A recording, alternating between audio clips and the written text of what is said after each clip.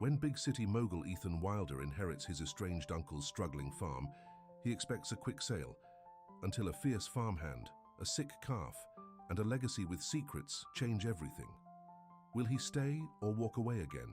Before we get into other story, comment below where in the world you're watching from today. Ethan Wilder stood at the window of his Chicago penthouse, watching the city lights blink on as the sun set. At 48, he had everything most men dreamed of: a successful real estate empire, a reputation that commanded respect, and a view that cost more than most people's homes.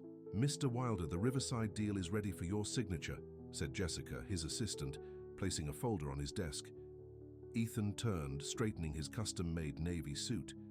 "And the Henderson property?" "They accepted your offer this morning. Demolition can begin next month." A satisfied smile crossed his face. Another win, another building that would soon bear the Wilder name. The phone on his desk rang. Jessica answered it, then covered the receiver with her hand. "It's your lawyer, Mr. Patterson. He says it's urgent." Ethan frowned. Patterson never called after hours unless something was wrong. He took the phone. "Charles, what's happened?" The news hit him like a physical blow. Uncle Frank was dead. Heart attack in his sleep. The uncle who had taught him to drive, to fish, to dream big, before their falling out 20 years ago.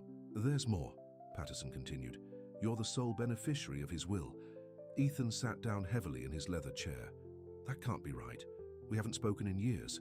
"Nevertheless, he's left you everything, most notably Wilder Acres, the farm, the sprawling, wind-beaten piece of land in rural Missouri that had been in their family for generations. The place Ethan had spent summers as a boy, before city life and ambition had called to him. "Just sell it," Ethan said, rubbing his temples. "I don't have time for a farm." "I'm afraid it's not that simple," Patterson replied. "There are conditions to the inheritance. You must personally manage the farm for 1 full year before you can sell it. And there's something else. Someone named Claire Bellamy." "Who?" "The head farmhand. According to the will, her position is to be maintained. She's lived and worked there her entire life." 3 days later, Ethan's silver Mercedes crawled down a dusty road lined with oak trees. His GPS had lost signal miles back, and the sleek city car was already coated with a fine layer of Missouri dust. This was a mistake, he told himself. He should have sent a representative. The road curved, and suddenly the farm spread out before him.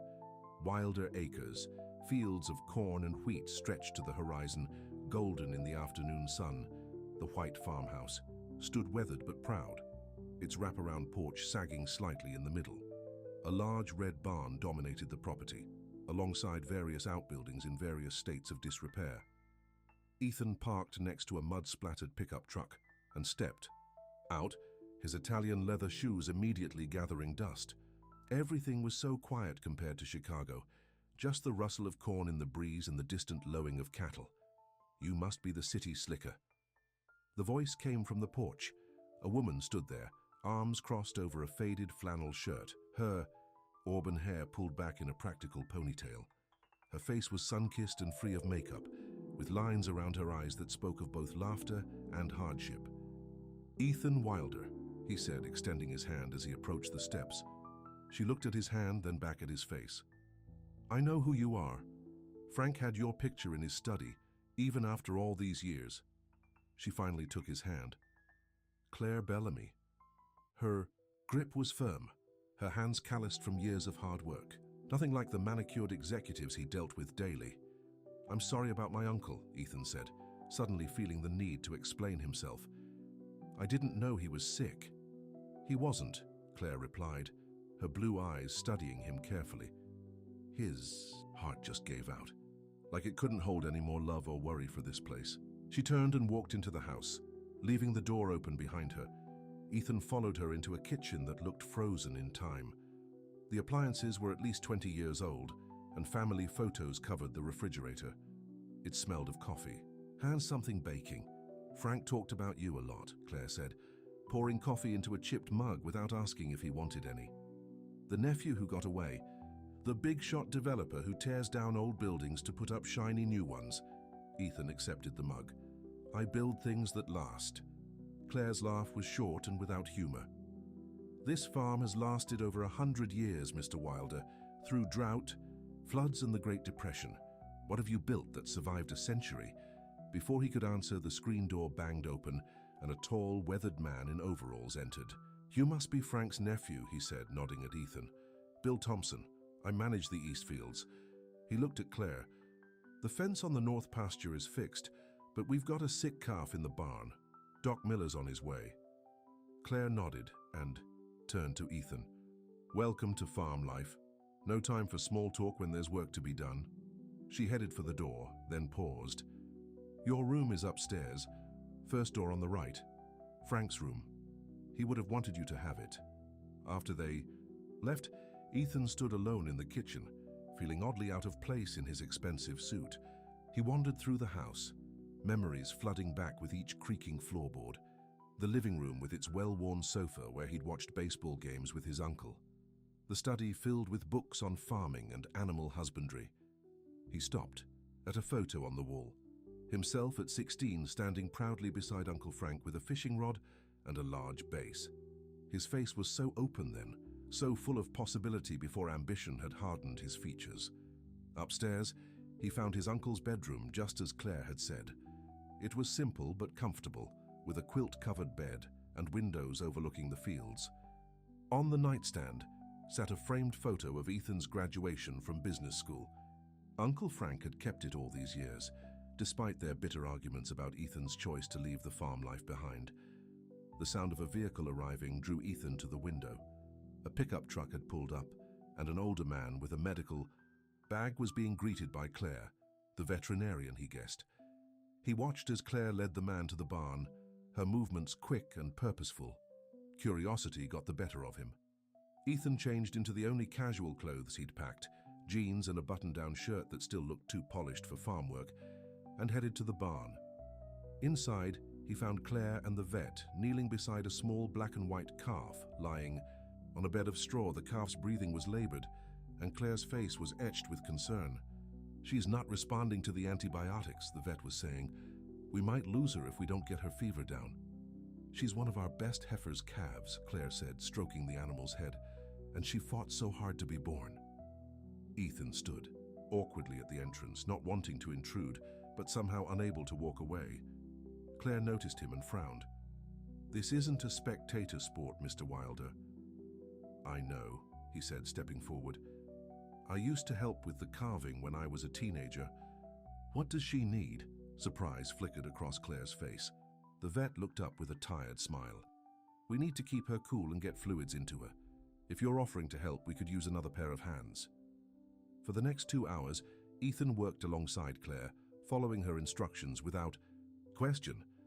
They bathed the calf with cool water, administered medication, and took turns supporting its head to help it drink electrolytes. His expensive shirt was soon stained and dirty, but he barely noticed. As night fell, the calf's breathing eased and its temperature began to drop. "She's going to make it," the vet announced, packing up his supplies. "Good work, both of you. Keep an eye on her through the night, and call me if anything changes." After the vet left, Claire sat back on a hay bale, exhaustion evident in her posture. "You surprised me," she admitted. "I didn't think you'd remember anything about farm work." Ethan sat down across from her. "Some things you don't forget." He looked around the barn, memories washing over him.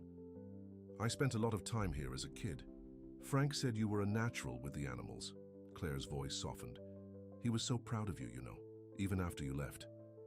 "We didn't part on good terms," Ethan said, the old guilt rising up. "He wanted me to take over the farm someday. I wanted skyscrapers and board meetings." Claire studied him in the dim light of the barn. "And now you have them. Was it worth it?" The question hung in the air between them. Before Ethan could answer, the calf stirred and tried to stand. They both moved to help it, their hands briefly touching as they steadied the wobbly animal. "I should check on the other animals before turning in," Claire said, stepping back. "The hands start work at 5 a.m. sharp. I assume you'll want to sleep in, being from the city and all." "I'll be up," Ethan said, surprising himself as much as her. "If I'm going to be here for a year, I might as well learn what needs to be done." Claire's eyebrows rose. "A year? So you're actually planning to honor Frank's wishes?" "I don't have much choice if I want to sell the place eventually." The warmth that had begun to build between them cooled instantly. "Of course," Claire said, her voice crisp again. "It's all about the sale. Good night, Mr. Wilder." She walked out of the barn, leaving Ethan alone with the recovering calf. He reached out to stroke its soft head, wondering what his uncle had been thinking, tying him to this place for a year. What was he supposed to learn here that he didn't already know? Back in the house, Ethan found a note from Claire on the kitchen table. "Breakfast at 4:30. Coffee's ready to go. Just turn on the pot. Don't be late." Next to it sat a pair of worn work boots that looked about his size, with another note. "You'll need these.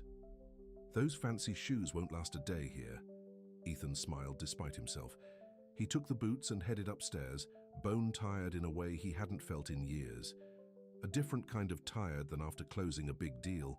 This was honest exhaustion, earned through physical labor. In his uncle's room, he noticed a leather-bound book on the desk that he hadn't seen before. Opening it, he realized it was Frank's journal. The last entry was dated just 2 days before his death. "Ethan's coming home. Not the way I hoped, but he's coming home. Claire will fight him every step of the way, but they're more alike than either would admit. Stubborn, loyal, afraid of needing someone. Maybe they'll see in each other what I've always seen in both of them. Hearts too big for their own good. Hidden behind walls they think protect them." Ethan closed the book, a lump forming in his throat. He looked out the window at the moonlit fields, feeling the weight of his uncle's expectations. 1 year. He could survive 1 year here, then sell the place and get back to his real life. But as he drifted off to sleep that night, it wasn't Chicago's skyline he saw behind his eyelids, but Claire's face as she tended to the sick calf. Gentle, determined, and somehow familiar, as if he'd known her all his life instead of just 1 day. The morning came too soon, darkness still clinging to the sky when Ethan's alarm went off at 4:15. For a moment, he forgot where he was, reaching for his phone to check emails. Then he remembered the farm, Uncle Frank, Claire. He dressed quickly in jeans and a simple shirt, pulling on the work boots Claire had left him. They fit surprisingly well. Downstairs, he found the kitchen light already on and coffee brewing. Claire sat at the table reading a farming magazine, dressed in worn jeans and a flannel shirt, her hair tied back. She looked up, clearly surprised to see him. "You actually got up." "I said I would." Ethan poured himself coffee in a mug that said, "World's best uncle." Frank's mug, he realized with a pang. Claire pushed a plate of eggs and bacon toward him. "Eat fast, we've got a busy day ahead." As they ate in awkward silence, Ethan noticed a stack of papers beside Claire's plate, bills by the look of them, many stamped with past due. Following his gaze, Claire quickly gathered them up. "Farm finances, nothing for you to worry about." "Actually, if I'm managing this place, it is something for me to worry about," Ethan said, reaching for the papers. "How bad is it?" Claire hesitated, then handed him the stack. "Bad enough. Frank was too proud to tell you, but the farm's been struggling for years. Last season's drought hit us hard, and medical bills took what little savings he had." Ethan flipped through the papers, his businessman's mind quickly assessing the damage. The farm was deeply in debt, with a mortgage payment due at the end of the month that they clearly couldn't make. Why didn't he sell? Ethan asked. Even a portion of the land would have cleared these debts. Claire's eyes flashed. "Because this land isn't just property, Mr. Wilder. It's a legacy, it's home. Some things matter more than money." "Not when you can't pay the bills," Ethan countered. "Being sentimental doesn't keep the lights on. And being cold and calculating doesn't feed the soul," Claire shot back, standing up. "Now, if you're done with your financial assessment, we have cows to milk and fields to check. Unless that's beneath the great Ethan Wilder?" The challenge in her eyes stirred something in him, pride, irritation, and a strange desire to prove her wrong about him. "Lead the way, Miss Bellamy." The day that followed was one of the longest of Ethan's life. Claire showed no mercy as she guided him through morning chores, milking cows, feeding livestock, checking fences. By mid-morning, his hands were blistered. His back ached, and his city-soft muscles screamed in protest. Yet Claire worked tirelessly beside him, never slowing, never complaining. He caught himself watching her as she moved confidently among the animals, speaking to them in low, affectionate tones. There was something captivating about her ease here, her certainty of belonging. At midday, they stopped for lunch in the shade of an old oak tree. The other farmhands, Bill Thompson and two younger men introduced as the Martinez brothers, joined them with their lunch pails. "So you're really staying the whole year?" Bill asked, biting into a sandwich. Ethan nodded, too tired to elaborate. "Bet you'll be selling the minute your time's up," one of the Martinez brothers said with a grin. "No offense, but you don't exactly look like the farming type." "Miguel," Claire warned, but Ethan just shrugged. "Can't argue with that," he admitted. "But I made a promise, so here I am." "Frank always said promises matter more than profit," Bill commented, giving Ethan a measuring look. After lunch, Claire announced they needed to check on a broken irrigation system in the west field. As they walked through rows of corn, Ethan finally broke the silence. "How long have you worked here?"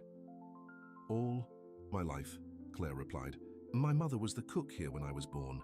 After she died, Frank took me in. I was 10. She paused, then added quietly, "My father had already left by then. Decided family life wasn't for him." "So Frank raised you," Ethan said, understanding. Dawning. "You're as much his family as I am." Claire nodded, vulnerability briefly crossing her face before her walls came back up.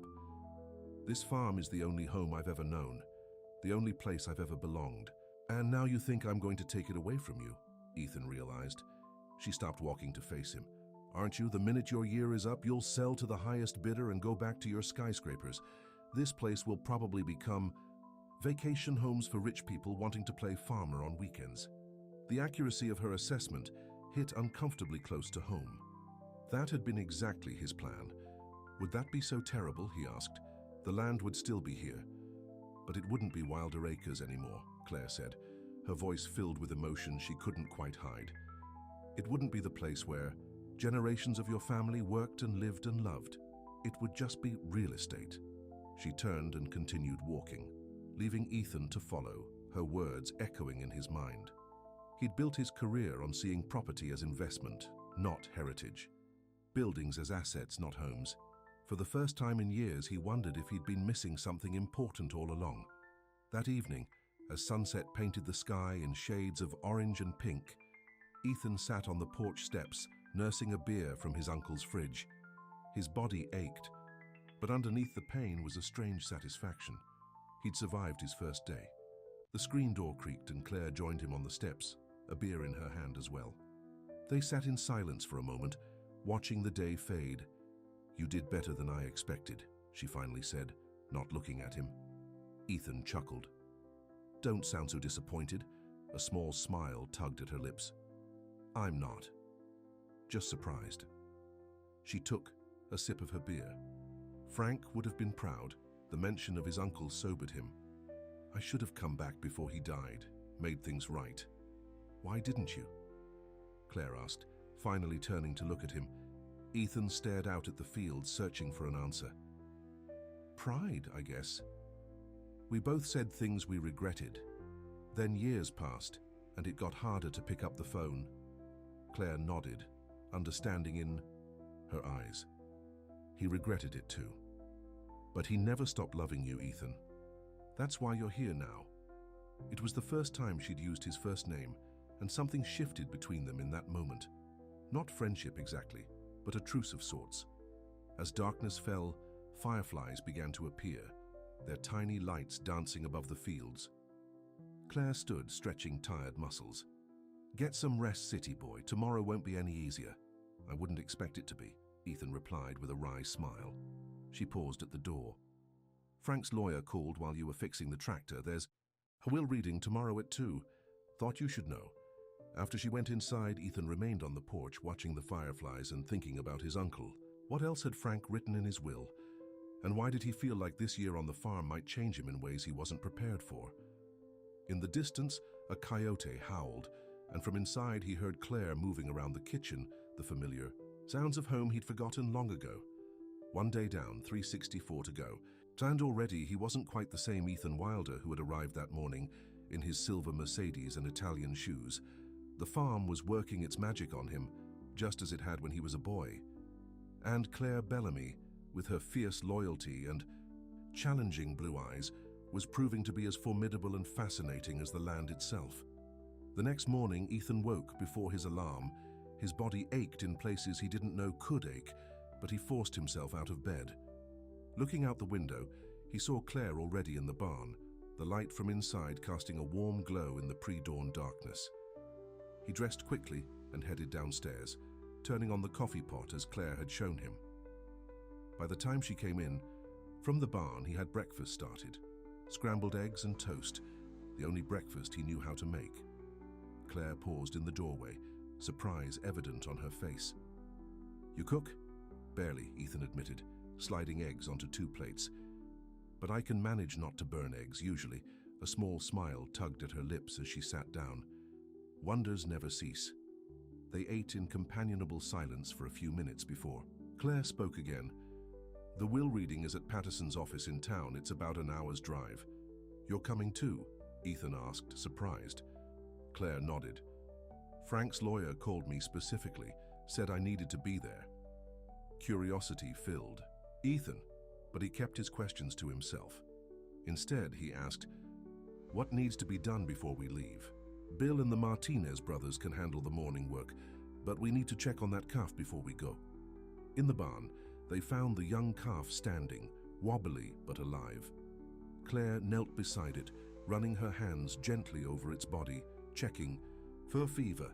She's better," Claire announced, relief evident in her voice. Still weak, but her fever's gone. Ethan watched as Claire mixed a bottle of milk replacer. When she offered it to him, he hesitated. "You want me to feed her?" "You helped save her life," Claire said, a challenge in her eyes. "Seems right, you should see it through." Taking the bottle, Ethan knelt beside the calf. It took a few tries, but soon the animal was drinking eagerly, its trust in him complete and uncomplicated. "What will you name her?" Claire asked. Ethan looked up, startled. "Name her? The calves that give us extra trouble, we give them names," Claire explained. "Makes the work seem worth it." Ethan studied the black and white calf, thinking. "Miracle," he finally said. "She seemed like a lost cause yesterday." Claire nodded, approval in her eyes. "Miracle it is." An hour later, they were in Claire's pickup truck, headed toward town. Ethan had offered to drive his Mercedes, but Claire had just laughed. "On these back roads, you'd bottom out in 5 minutes." The small town of Oak Ridge hadn't changed much since Ethan had last seen it. The same courthouse square, the same diner. On the corner, the same feeling of stepping back in time. Patterson's law office was above the hardware store, up a narrow flight of stairs that creaked with each step. Charles Patterson was a thin man with wire-rimmed glasses and a perpetually worried expression. He greeted Ethan with a firm handshake, and Claire with a warm hug. "Thank you both for coming," he said, ushering them into a small conference room. Frank was very specific about his wishes. Once they were seated, Patterson removed a thick envelope from his desk drawer. "Before I begin the formal reading, Frank asked me to give you this, Ethan. He wrote it the day he updated his will." Ethan took the envelope, his name written on the front in his uncle's familiar scrawl. Opening it, he found a handwritten letter. "Would you like a moment alone?" Patterson asked. Ethan shook his head. "No, it's fine." Looking down at the letter, he began to read aloud. "Dear Ethan, if you're reading this, I've gone to join your aunt in the great beyond. Don't be sad. We had a good run, her and I. But I've left some unfinished business, and that's where you come in. You're probably wondering why I left you the farm when we haven't spoken in 20 years. Truth is, I never stopped thinking of you as my son. The farm was always meant to be yours. Our fight, well, we were both too stubborn for our own good. I'm asking you to spend a year here before you decide what to do with this place. Learn its rhythms, meet its people. Remember what it means to put down roots. At the end of that time, if you still want to sell, that's your right. But I hope you'll find what I found here. Not just a living, but a life. And about Claire. She's the daughter I never had. She loves this land as much as I do. Give her a chance, Ethan. She'll fight you every step of the way. But there's no one I'd rather have watching your back.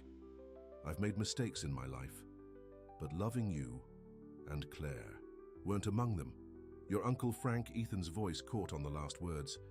He folded the letter carefully, aware of Claire wiping tears from her cheeks across the table. Patterson cleared his throat.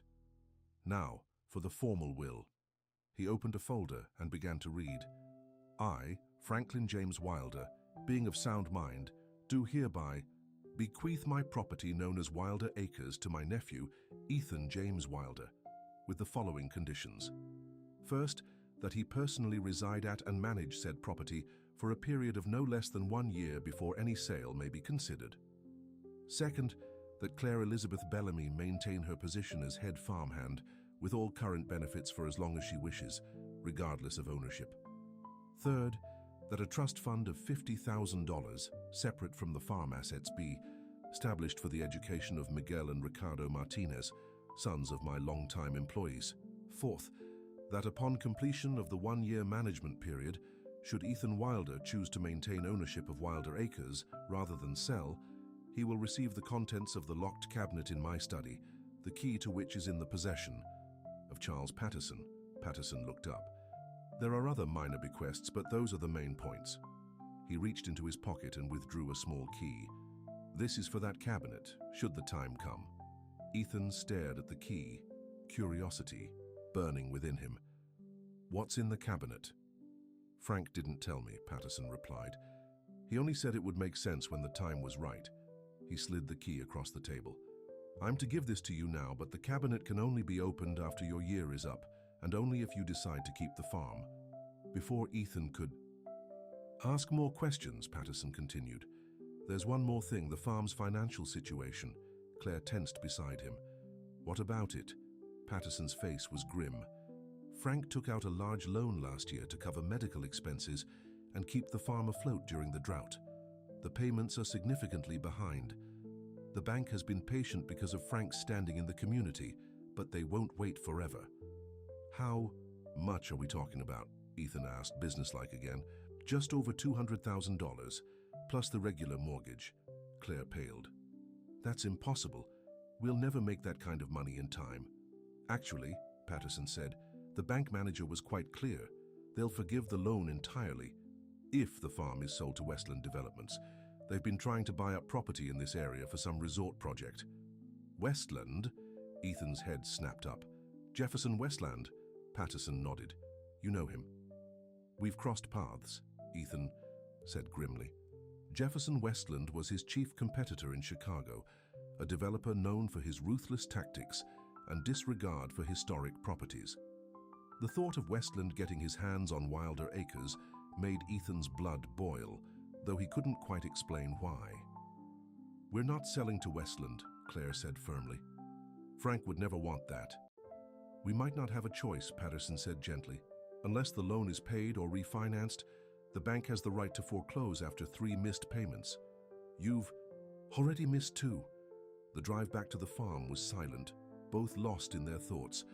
As they turned onto the long driveway, Claire finally spoke. So what now, city boy? Got $200,000 in your back pocket? As a matter of fact, I do, Ethan replied. I could pay off the loan tomorrow. Claire's hands tightened on the steering wheel. Then why don't you? Because from a business perspective, it makes no sense, Ethan said honestly. This farm isn't worth what's owed on it, at least not as a working farm. So you're just going to let the bank take it? For sale to Westland. Anger colored her voice. I didn't say that, Ethan countered, but if I'm going to invest that kind of money, I need to know it's not just going down a hole. The farm needs to be profitable, or at least break even. Claire parked in front of the house and turned to face him. It can be. We had bad luck with the drought last year and Frank's medical bills. But this land is good. We just need time. The desperation in her eyes tugged at something in Ethan's chest. This wasn't just a business to her, it was her home, her life. 1 year, he said finally. I promised Uncle Frank 1 year. Let's see if we can turn things around. Relief flooded Claire's face, followed quickly by determination. We will. I know every inch of this farm, what works and what doesn't. If you'll listen to me, I'll listen, Ethan promised. But I bring something to the table too. Business sense, contacts, marketing knowledge. If we're going to save this place, we do it together. For a moment, Claire just looked at him as if seeing him clearly for the first time. Then she held out her hand. Deal. Ethan took her hand, feeling the strength in her grip. Deal. That night, after a long afternoon of farm work, Ethan sat in his uncle's study examining the locked cabinet Patterson had mentioned. It was a simple wooden cabinet built into the wall, nothing special from the outside. The small keyhole taunted him with its secrets. What could be inside that would make him want to keep the farm? Money? Documents? Something from his childhood? The door to the study opened and Claire entered with 2 mugs of coffee. "Thought you might need this," she said, setting one on the desk beside him. "It's going to be a late night." "Why's that?" Ethan asked, accepting the coffee gratefully. "Because we need a plan," Claire replied, pulling up a chair. "If we're going to save this farm, we need to figure out how to make it profitable in less than a year." Ethan nodded, impressed by her directness. "I've been thinking about that. What does the farm produce now?" "Corn, wheat, some soybeans. We've got the dairy cows, about 30 head, and beef cattle, another 40 or so. It's diversified enough that when one thing fails, the others usually get us through." "Except last year," Ethan pointed out. Claire sighed. "The drought hit everything, and prices have been low for years. Small farms like this are dying all over the country." Ethan walked to the window, looking out at the moonlit fields. "Then we need to think differently. What does this farm have that others don't?" Claire joined him at the window, her shoulder almost touching his. "History, character, the best damn soil in 3 counties. And location," Ethan added. "We're what, 2 hours from Kansas City? Close enough for day trips." Claire looked at him suspiciously. "What are you thinking?" "I'm thinking we might be sitting on an untapped market. Agritourism is growing. City people paying to experience farm life for a day or a weekend. You want to turn Wilder Acres into a tourist trap." Claire's voice was incredulous. "Not a trap," Ethan corrected. "An experience, authentic farm life taught by real farmers, milking cows, collecting eggs, making cheese." He gestured toward her. "Who better to teach them than you?" Claire was already shaking her head. "This is a working farm, not some petting zoo." "It can be both," Ethan insisted. "Look, people want connection to where their food comes from. They want their kids to see something beyond concrete and smartphones. We could offer that. Weekend farm stays, day trips for schools, workshops on traditional farming methods. That would take money we don't have," Claire argued. "Renovations, insurance, marketing." "I have money," Ethan reminded her. "What I don't have is your knowledge or your connection to this place. We each bring something essential to the table." Claire was quiet for a long moment, considering. "Frank would have hated this idea," she finally said, but there was less conviction in her voice. "Would he?" Ethan challenged. "Or would he have seen it as a way to keep the farm alive? To share what he loved with others?" Claire traced a pattern on the window glass, leaving a small mark on the cold surface. "Maybe," she conceded. "He always did like showing city folks around, watching them try to milk a cow for the first time." Ethan smiled, remembering his own first attempt as a child. "See, we start small, maybe renovate the old bunkhouse for guests, clear some trails through the backwoods, offer weekend packages." "And the actual farming?" Claire asked. "That still needs to happen. Of course, that's the whole point. Guests pay to help with real farm work, guided by you and the others. We keep producing the same crops, raising the same animals, but we add another income stream." Claire was warming to the idea, he could tell. It would have to be authentic. No dumbing down, no pretending farming is all cute animals and hay rides. "Absolutely," Ethan agreed. "Real farming, real education." For the next few hours, they sat at Frank's old desk, brainstorming ideas, arguing points, finding unexpected, common ground. Claire knew the farm's strengths, its hidden beautiful spots, the rhythms of its seasons. Ethan knew marketing, demographics, how to appeal to urban families seeking escape. As midnight approached, they had the beginnings of a plan, one that might just save Wilder Acres. "It could work," Claire admitted, stretching tired muscles. "It's not how I ever saw this place, but it could work." "It will work," Ethan said with the confidence that had built his real estate empire. "We start tomorrow." Claire stood to leave, then paused at the door. "Why are you doing this, Ethan, really? You could just walk away, let the bank take the farm, go back to your life in Chicago." The question caught him off guard. Why was he fighting? For this place? For a promise to a man who'd been gone from his life for 20 years? For the farm that held his childhood memories? Or was it for the blue-eyed woman who challenged him at every turn? I don't know, he answered honestly. Maybe because it's the right thing to do. Maybe because I owe Frank that much. Or maybe, he looked at her directly, maybe because someone believed I would fail and I hate to disappoint. A smile tugged at Claire's lips. Good night, city boy. Dawn comes early around here. After she left, Ethan returned to the locked cabinet, running his fingers over its smooth surface. Whatever secret it held would have to wait. Right now, he had a farm to save, and a year to decide if Wilder Acres was still just real estate to him, or if it had become something more. The next few weeks passed in a blur of activity. Each morning began before dawn with regular farm chores, Ethan working alongside Claire and the other hands. His body gradually adjusted to the physical labor, muscles strengthening, hands toughening. The designer suits hung untouched in the closet, replaced by worn jeans and work shirts. During the days they implemented their plan, Ethan called in favors from contacts in the city, a website designer, a marketing consultant, a lawyer specializing in agritourism. Claire focused on the farm itself, identifying areas that could accommodate guests while maintaining the working aspects of the operation. The old bunkhouse, unused for years, was cleared out and renovated into 3 comfortable guest rooms with private baths. The hayloft in the smaller barn was transformed into a rustic dining area for farm-to-table dinners. Trails were cleared through the scenic western woods, leading to a picturesque pond perfect for fishing lessons. In the evenings, they would meet in Frank's study to review progress and adjust plans. These sessions often led to heated debates that gradually evolved into productive discussions.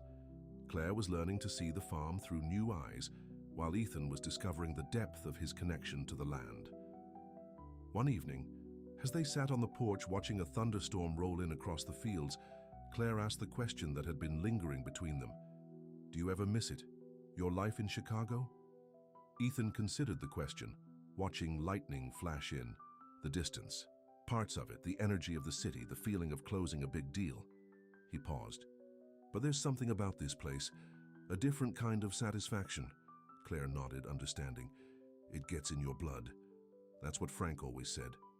He was right about a lot of things, Ethan admitted. I should have listened to him more. He should have listened to you too, Claire said softly. He was so set in his ways, so sure his path was the only right one. Maybe if he'd been more open to change, the farm wouldn't be in this situation. The honesty in her words surprised him. You really think that? I loved Frank like a father, Claire said. But yes, he was stubborn, proud, wouldn't take help when he needed it, wouldn't consider new ideas. She looked at Ethan directly. Traits that might run in the family. Ethan laughed, acknowledging the hit. Touché. The storm was getting closer, the wind picking up, bending the tall grass in waves. Claire stood, stretching. I should check on the animals before it hits. Some of the younger ones get spooked by thunder. I'll come with you, Ethan offered, rising to his feet. They made their way to the barn just as the first heavy raindrops began to fall. Inside, the animals were restless, sensing the approaching storm. Claire moved among them with practiced ease, speaking in low, soothing tones. Ethan followed her lead, surprised at how naturally it came to him now. Miracle, the calf they had saved, had grown considerably. She came to Ethan immediately, nudging his hand for attention. He stroked her head, oddly proud of her progress. She remembers you, Claire said, watching them. Animals know when someone's helped them. A tremendous crack of thunder shook the barn, and the lights flickered, then went out. Several animals made nervous sounds in the sudden darkness. Power's out, Claire sighed. There are lanterns in the tack room, I'll get them. I'll come with you, Ethan said, not wanting to be left alone with nervous livestock in the dark. He followed Claire's shadowy figure through the barn to a small room at the back. As Claire fumbled for the lanterns, another crash of thunder sounded, closer this time. Something heavy fell nearby, and Claire gasped in pain. What happened? Ethan asked, moving toward her voice. The shelf gave way, Claire said through gritted teeth. Something hit my arm. I'm fine. But when lightning flashed through the small window, illuminating the room for a brief moment, Ethan saw Claire clutching her arm, her face pale with pain. Let me see, he insisted, moving to her side. He gently took her arm, feeling along it for injuries. "Can you move your fingers?" Claire demonstrated, wincing. "See? Not broken, just a bad bruise." "We should still get some ice on it," Ethan said, concern evident in his voice. "Come on, let's get these lanterns lit and head back to the house." With lanterns glowing, they checked the animals one last time, then made a dash through the pouring rain to the farmhouse. By the time they reached the porch, they were both soaked to the skin. Inside, Ethan found candles in the kitchen while Claire changed into dry clothes. When she returned, he had ice wrapped in a kitchen towel ready for her arm. "You sound like you've done this before," Claire observed, as he gently placed the ice on her bruised arm. "Sports injuries in college," Ethan explained. "You learn the basics." They sat at the kitchen table by candlelight, listening to the storm rage outside. Without electricity, without distractions, the world narrowed to just the two of them in the warm glow of the candles. "Thank you," Claire said quietly, "for helping with the animals, for the ice, for staying." The sincerity in her voice touched something deep within Ethan. "You don't have to thank me. We're in this together, remember?" Claire nodded, her eyes reflecting the candlelight. For a moment, something unspoken passed between them. A recognition, perhaps, that their partnership had grown into something neither had expected. The moment was broken by the sound of the front door opening, followed by Bill Thompson's voice, calling out, "Claire, Ethan, you folks all right?" "In here, Bill," Claire called back. Bill appeared in the doorway, rain dripping from his hat. "Just checking on everyone. Tree came down on the road, took out the power lines. Probably be out till..." "Morning. We're fine," Claire assured him. "Just a small mishap in the barn." She showed him her bruised arm. Bill nodded. "Martinez boys are fine too. I checked on them first." He looked between Ethan and Claire, then added with a knowing smile, "Well, I'll get on back to my place. You two stay dry." After he left, a slightly awkward silence fell between them. Ethan broke it by asking, "How long have you known Bill?" "All my life," Claire replied, seeming grateful for the neutral topic. "He worked for Frank's father before Frank took over the farm, knows every inch of this land." "He cares about you," Ethan observed. Claire nodded. "He was like an uncle to me after my mother died. He and Frank, they raised me together in a way."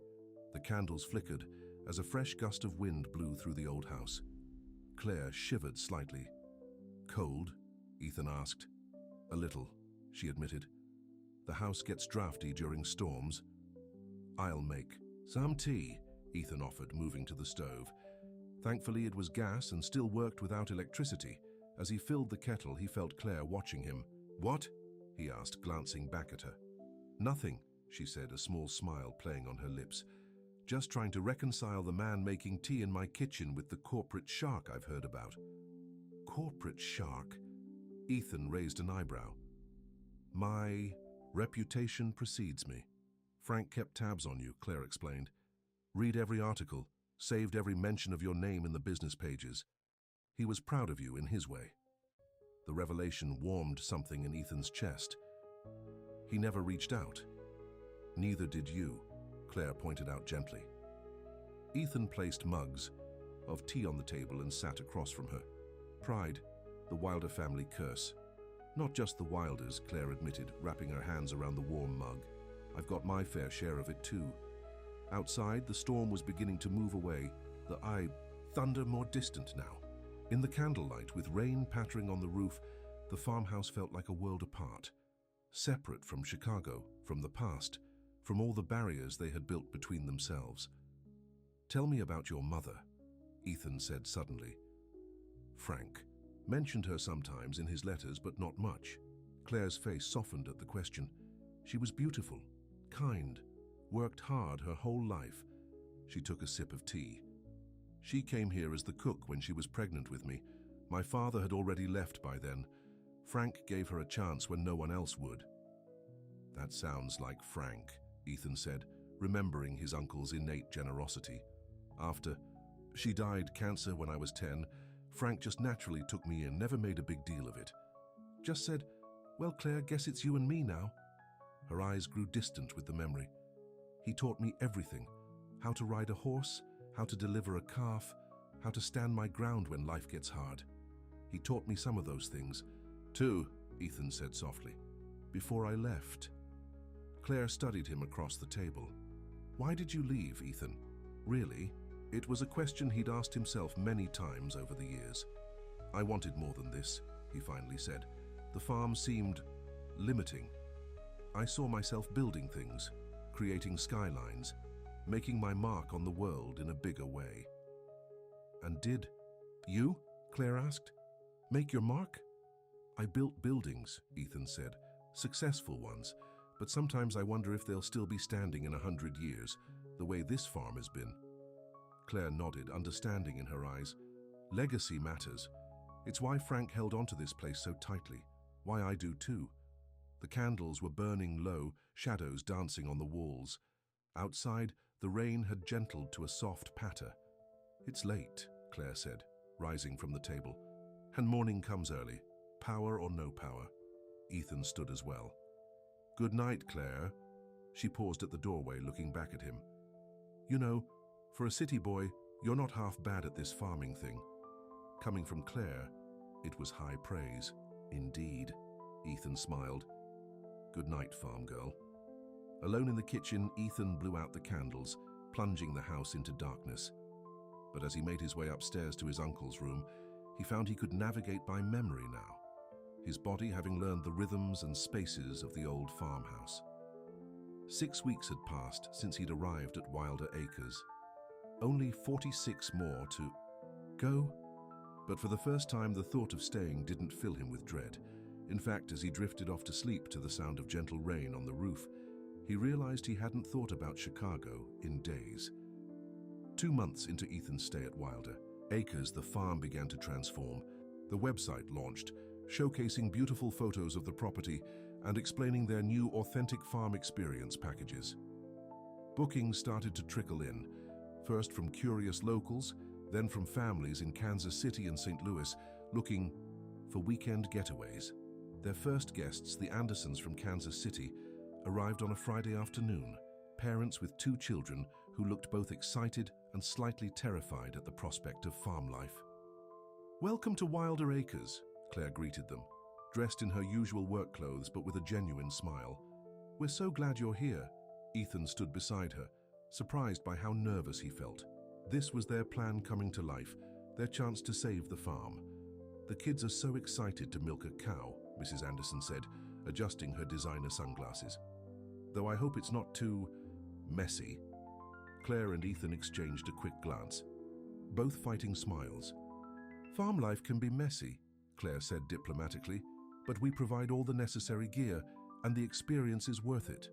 By Sunday afternoon, the transformation in the Anderson family was remarkable. The children, initially afraid to touch anything, were now confidently collecting eggs and helping to feed the calves. Mrs. Anderson, her manicured nails hidden under work gloves, beamed with pride as she showed off the cheese she had helped make. Even Mr. Anderson, a stressed executive who had spent the first day checking his phone, was relaxed and laughing as he helped Bill Thompson mend a fence. We'll definitely be back, Mrs. Anderson told Claire as they prepared to leave. The kids haven't stopped talking about Miracle, and that farm-to-table dinner last night was better than any restaurant in the city. We've already told our friends about this place, Mr. Anderson added, shaking Ethan's hand. You're onto something special here. After they drove away, Ethan and Claire stood on the porch, a mixture of exhaustion and triumph on their faces. It worked, Claire said, almost disbelieving. They actually enjoyed it. And they paid well for the privilege, Ethan added. Plus, they're spreading the word. That's the best marketing we could ask for. Claire nodded, leaning against the porch railing. I have to admit, your idea wasn't as terrible as I thought it would be. Ethan laughed. High praise indeed. We might just make a businesswoman out of you yet. And we might make a farmer out of you, Claire countered, a smile playing on her lips. I saw you showing Tommy how to milk Bessie. You've got the touch now, Thuy. Compliment warmed him more than it should have. I had a good teacher. Their eyes met, and for a moment something shifted between them, a recognition of how far they'd come from those first antagonistic days. Then Claire straightened, the moment passing. Well, one successful weekend doesn't save the farm, she said practically. We've got more bookings coming up, and the regular farm work doesn't stop. Always the taskmaster, Ethan teased. Can't we celebrate our small victory? Claire considered, then nodded. I suppose we could have a drink. Frank kept some good bourbon in the cabinet. They settled in the living room with glasses of Frank's bourbon, the golden liquid catching the late afternoon light. Claire kicked off her boots and tucked her feet under her on the sofa, a casual posture Ethan had never seen from her before. To our first guests, Ethan said, raising his glass. And to many more, Claire added, clinking her glass against his. They sipped in companionable silence for a moment, the stress of the weekend melting away. You know, Claire said finally, when you first showed up here in your fancy car and city shoes, I was sure you'd be gone within a week. I considered it, Ethan admitted. Especially after that first day of chores, everything hurt. Claire laughed, a genuine sound that lit up her face. You looked so miserable, but you didn't quit. Wilders don't quit, Ethan said, echoing one of his uncle's favorite phrases. Frank would say that, Claire nodded, her eyes growing distant with memory. Even when things were at their worst, even when the drought killed half our crops and the medical bills were piling up, he'd just straighten his shoulders and say, Wilders don't quit. The mention of Frank shifted the mood, a reminder of why they were doing all this. I wish he could see what we're doing with the place, Ethan said softly. Me too, Claire agreed, though he might not have approved of all our changes. I think he would have, Ethan said. He left the farm to me for a reason. Maybe he knew it needed new ideas to survive. Claire studied him over the rim of her glass. Maybe. Or maybe he just wanted you to come home. The word home hung in the air between them. Was Wilder Acres home to him now? It was starting to feel that way, which was as surprising as it was unsettling. The ringing of Ethan's cell phone broke the moment. He checked the screen, frowning. It's Jessica, my assistant in Chicago. I should take this. Claire nodded, rising from the sofa. I'll check on dinner. Bill and the Martinez brothers are joining us tonight, remember? As Claire headed to the kitchen, Ethan answered the call. Jessica, what's up? Mr. Wilder, I'm sorry to bother you on a Sunday, but there's a situation with the lakefront project. The investors are getting nervous with your extended absence. Mr. Davidson specifically asked when you're returning to Chicago. The question hit Ethan like a splash of cold water. Chicago, his real life, the empire he'd built. In the months he'd been at Wilder Acres, he'd handled essential business remotely, but the lakefront project was his biggest deal yet, a $500 million development. That had been years in the making. Tell Davidson I'm handling things from here, Ethan said, aware that the answer was inadequate. Schedule a video conference for tomorrow morning. I'll address their concerns directly. After ending the call, Ethan walked to the window, looking out at the fields now bathed in the golden light of sunset. The lakefront project was his legacy in Chicago, the crowning achievement of his career. But standing here, watching the day end over land his family had farmed for generations, he felt torn between two worlds. In the kitchen, he found Claire preparing a hearty stew, the scent of herbs and beef filling the air. She glanced up at his entrance. Everything okay in the city, she asked, her tone casual but her eyes watchful. Just some business that needs attention, Ethan replied, automatically rolling up his sleeves to help. He reached for a knife and began chopping vegetables without being asked. The action now second nature.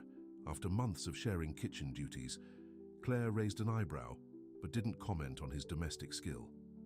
Important business? Ethan hesitated, then decided on honesty. My biggest project to date, a development on Chicago's lakefront. The investors are getting antsy with me being away. Claire nodded, her face carefully neutral. They probably didn't expect you to actually stay on a farm for a year. No one did, Ethan admitted, including me. The sound of vehicles outside announced the arrival of Bill and the Martinez brothers. The conversation turned to farm matters, as they all gathered around the table for dinner. But Ethan could feel Claire watching him, a new wariness in her eyes. Late that night, after everyone had gone, Ethan sat in the study, his laptop open to financial projections for both the lakefront project and Wilder Acres. The farm was showing progress. Bookings were increasing weekly, and the first online orders for their artisanal cheese and farm-fresh products were coming in. But they were still a long way from paying off Frank's loan. A knock at the door interrupted his thoughts. Claire stood there, a mug of tea in each hand. "Thought you might need this," she said, offering him one. "You looked worried at dinner." Ethan accepted the tea gratefully. "Just running numbers, trying to balance everything." Claire sat across from him, glancing at his laptop screen. "Chicago calling you back?" The directness of the question didn't surprise him. Claire had never been one to sidestep difficult topics. "In the way," he admitted. "The lakefront project is important. It's what I've been working toward for years." Claire nodded, understanding in her eyes. "And Wilder Acres is just a detour." "I didn't say that. You didn't have to." She sipped her tea, her gaze steady. "It's okay, Ethan. I always knew you'd go back eventually. That was the deal. 1 year, then you sell and return to your real life." The reminder of their original understanding should have reassured him. Instead, it left him feeling hollow. "What if it's not that simple anymore?" he asked quietly. Claire set down her mug, surprise flickering across her face. Before she could respond, Ethan's phone rang again. The screen showed a Chicago area code. "You should get that," Claire said, rising from her chair. "I'll let you work." After she left, Ethan answered the call. It was Jefferson Westland himself. "Wilder," the familiar voice said without preamble. "I hear you're playing farmer these days." Ethan's grip tightened on the phone. "What do you want, Westland?" "Just checking in on an old colleague," Westland replied, his tone falsely friendly. "And wondering if you've reconsidered my offer for that quaint little property you inherited. My offer still stands $2 million for the whole package, well above market value for a struggling farm." "The farm isn't for sale," Ethan said firmly. "To you or anyone else," Westland chuckled. "Come now, Wilder. We both know you're not a farmer, you're a builder like me. That land would be put to much better use as part of my Heartland resort development. Think of it. Golf courses, a spa, luxury accommodations for wealthy clients looking for a rural experience without the actual inconvenience of rural life." The vision Westland described made Ethan's stomach turn. "Not interested. The bank tells me they're about ready to foreclose," Westland continued, his voice hardening. "You're what, 4 months behind on payments now? At least with my offer, you'd walk away with something. Be smart, Ethan. Don't let sentimentality cloud your business judgment." "Goodbye, Westland," Ethan said, ending the call before the man could say more. He sat in the darkened study, anger and determination warring within him. How had Westland known about the loan situation? Someone at the bank must be feeding him information. The thought of Westland's resort replacing Wilder Acres filled Ethan with a resolve he hadn't expected to feel. The next morning, after a video conference with his nervous Chicago investors, Ethan made another call. This one to his financial advisor. "Stuart, I need to transfer funds. $200,000 from my personal account to pay off a loan on Wilder Acres." He listened for a moment, then added, "Yes, I'm sure. This isn't a business decision. It's a personal one." After finalizing the arrangements, Ethan went looking for Claire. He found her in the barn with Miracle, who had grown into a healthy young heifer. "There you are," he said, entering the stall. "I've been looking for you." Claire straightened, brushing hay from her jeans. "I assumed you'd be busy with Chicago business all day."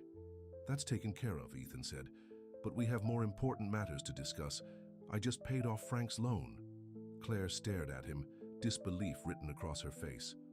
"You what?" "Paid. Off the loan. In full. The farm is no longer in danger of foreclosure." "But that's your money, your Chicago money." Ethan nodded. "Yes, and now it's invested in Wilder Acres." Claire leaned back against the stall door, studying him. "Why would you do that? You could have let the bank take it, walked away, gone back to your real life." "Maybe this is becoming my real life," Ethan said quietly. The words hung between them, heavy with implication. Claire's eyes widened slightly, then narrowed with suspicion. "What about your big project in Chicago? The one the investors are worried about?" "I can manage it remotely," Ethan replied. "I've been doing it for months, and I've got a good team there." Claire shook her head, unconvinced. "People like you don't just walk away from the city, from power and penthouses and board meetings." "People like me," Ethan echoed, an edge entering his voice. "You've been determined to put me in a box since the day I arrived. The heartless developer." The city slicker who couldn't possibly understand what this place means. Because that's who you are, Claire exclaimed. Or who you were. I don't know anymore. She ran a hand through her hair in frustration. You show up here in your expensive car planning to sell everything, my home, my life. Then suddenly you're helping birth calves and renovating bunkhouses and paying off loans with your own money. Which is the real Ethan Wilder? Both, Ethan said simply. Maybe I'm figuring out there's room for both. Claire looked at him for a long moment, confusion and something else, something softer in her eyes. Then Miracle nudged her, breaking the tension. I need to finish here, Claire said, turning back to the heifer, and you probably have more investor calls to make. Ethan recognized the dismissal but stood his ground. Actually, I have something else to show you first. Come with me. Curiosity won out over stubbornness. Claire followed him out of the barn and across the property to the old apple orchard. The trees were gnarled with age, many no longer producing fruit. I've been talking to an agricultural specialist from the state university, Ethan explained, as they walked among the trees. This orchard could be revitalized. Heirloom apples are in high demand. Restaurants, specialty markets, even distilleries looking for unique flavors. Claire looked around, seeing the potential through his eyes. It would take years to bring it back. Yes, Ethan agreed, years. Which is why we should start now. The implication wasn't lost on Claire. Years meant beyond his one-year commitment. It meant looking ahead, planning for a future at Wilder Acres. Frank loved this orchard, she said quietly. His grandfather planted these trees. He used to talk about restoring it someday, but there was never enough money, never enough time. Now there is, Ethan said, if you're willing to take on another project with me. Claire studied him, clearly trying to reconcile the Ethan before her with the man who had arrived at the farm 6 months ago. Why are you really doing this, Ethan? And don't say it's just good business, because we both know restoring an ancient orchard isn't going to turn a profit anytime soon. Ethan met her gaze directly. Because it matters. Because it's part of the legacy my family built here. And because... He hesitated, then finished honestly. Because when I think about going back to Chicago permanently, it doesn't feel right anymore. Claire's expression softened, but before she could respond, the sound of an approaching vehicle caught their attention. A sleek black luxury car was coming up the driveway, out of place among the farm trucks and equipment. Are we expecting guests? Claire asked, frowning. No, Ethan replied, already walking toward the house, but I have a guess who it might be. His suspicion was confirmed when Jefferson Westland stepped out of the car, dressed in an immaculate suit that looked absurd against the backdrop of the farm. A younger man in similar attire joined him, carrying a briefcase. Wilder, Westland greeted with a smile that didn't reach his eyes. Thought I'd pay a visit. See this place for myself since you seem so attached to it. You weren't invited, Ethan replied coldly, and the farm isn't for sale, as I already told you. Westland's gaze shifted to Claire, who had come to stand beside Ethan. You must be Miss Bellamy. I've heard a lot about you. The loyal farmhand, keeping this place together by sheer force of will. And you must be Jefferson Westland, Claire replied, her voice cool. The man who wants to tear up generations of farming to build a playground for the wealthy. Westland laughed. Direct, I like that. He gestured to the man beside him. This is my attorney, Mr. Reed. He has some paperwork you might find interesting. Reed opened the briefcase and withdrew a folder. We've been in discussions with the bank holding your mortgage, he explained.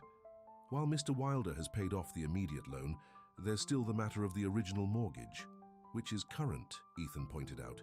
We haven't missed a payment. True, Reed acknowledged, but there's a clause in the agreement that allows the bank to call the loan due in full under certain circumstances. One of those circumstances is a significant change in the use of the property. Understanding dawned on Ethan. The agritourism business, Reed nodded. Exactly. Your recent renovations and change of business model could be interpreted as triggering that clause. That's ridiculous, Claire exclaimed. We're still farming the same land. We've just added another income stream. Perhaps, Westland interjected, smoothly. But it would take months, possibly years, to fight it in court. Years during which your operations here would be in limbo. He spread his hands in a gesture of false concern. Of course, there's a simple solution. Sell to me now. I've raised my offer to $3 million, more than enough to settle the mortgage and leave you both with a tidy profit. Ethan felt Claire tense beside him. $3 million was a substantial sum, enough to secure her future, enough to make his Chicago investors happy with his time away. We need to discuss this privately, Ethan said firmly. You can wait in your car. Westland smiled, confident he had the upper hand. Of course, take your time, but not too much time. The bank will be filing the paperwork to call the loan next week. After Westland and his lawyer returned to their car, Ethan led Claire into the house. In the kitchen, she paced back and forth, anger radiating from her. This is blackmail, she said. They can't just change the terms of the mortgage because we added farm stays. They probably can, Ethan admitted grimly. Mortgage contracts are filled with clauses that protect the bank, not the borrower. And Westland has influence. Claire stopped pacing to look at him. So, what do? We don't have enough to pay off the entire mortgage. Even with the business growing, we're not there yet. The word "we" wasn't lost on Ethan. Despite everything, they were in this together. I could pay it, he said quietly. I have the resources. Claire's eyes widened. Ethan, no, that's millions of dollars. Your entire investment portfolio. Not my entire portfolio, he corrected, but a significant portion, yes. Why would you do that? Claire asked, genuine confusion in her voice. This isn't even your home. Not really. Ethan looked around the kitchen where they'd shared countless meals, then out the window at the fields where he'd worked alongside Claire for 6 months, feeling the calluses on his once soft hands. It feels like home, he said simply, more than my penthouse in Chicago ever did. The admission seemed to take Claire by surprise. She stood very still, searching his face. What are you saying, Ethan? I'm saying I don't want to sell. Not to Westland, not to anyone. I'm saying, maybe Frank knew what he was doing when he left this place to me. Maybe he saw something I couldn't see back then, that I belong here. And your life in Chicago? Claire asked softly. Your business, everything you've built there. I can keep my hand in the business, Ethan said. Make trips when necessary. But it doesn't have to be my whole life anymore. Claire shook her head, a mix of wonder and disbelief on her face. 6 months ago, you couldn't wait to get back to the city. What changed? Ethan took a step closer to her. I changed. This place changed me. You changed me. The last words hung in the air between them, more revealing than he'd intended. Claire's breath caught, and for a moment he thought she might step away. Instead, she stayed where she was, her eyes never leaving his. Ethan, she began, uncertainty in her voice. The sound of a car door slamming interrupted whatever she was about to say. Through the window, they saw Westland approaching the house again, impatience evident in his stride. We need to give him an answer, Claire said, pulling back. Ethan nodded, his resolve hardening. Then let's do it. They met Westland on the porch, a united front. Well, Westland asked, confidence oozing from every pore. Have you made the sensible choice? We have, Ethan replied calmly. The answer is no. Wilder Acres is not for sale. Not now, not ever. Westland's smug expression faltered. Don't be a fool, Wilder. You're a businessman, you know when to cut your losses. I'm a businessman who recognizes value, Ethan countered. And what we're building here is valuable, not just in dollars, but in ways someone like you could never understand. Westland's face hardened. Fine, have it your way. But when the bank calls that mortgage and you're scrambling for funds, don't come to me. My offer expires today. We wouldn't come to you if you were the last investor on earth, Claire said, her voice steady. Now get off our property. Westland looked from Claire to Ethan, seeing the determination in both their faces. Without another word, he turned and, stalked back to his car. They watched in silence as the black sedan disappeared down the driveway. He'll make trouble for us, Claire said quietly. Yes, Ethan agreed. But we'll handle it. Together. Claire turned to him, a new softness in her expression. You said our property just now. I did, Ethan acknowledged, because that's how I see it. Your home, my inheritance, our future, if you want it to be. The implication hung in the air between them. Claire's eyes widened slightly, and for a moment Ethan feared he'd overstepped. Then she did something completely unexpected. She laughed, a bright, genuine sound that lit up her face. "Ethan Wilder," she said, shaking her head in wonder. "When you commit to something, you really commit." Relief washed through him. "Wilders, don't do things halfway," he said with a smile. Claire's expression sobered. "Are you sure about this, about staying?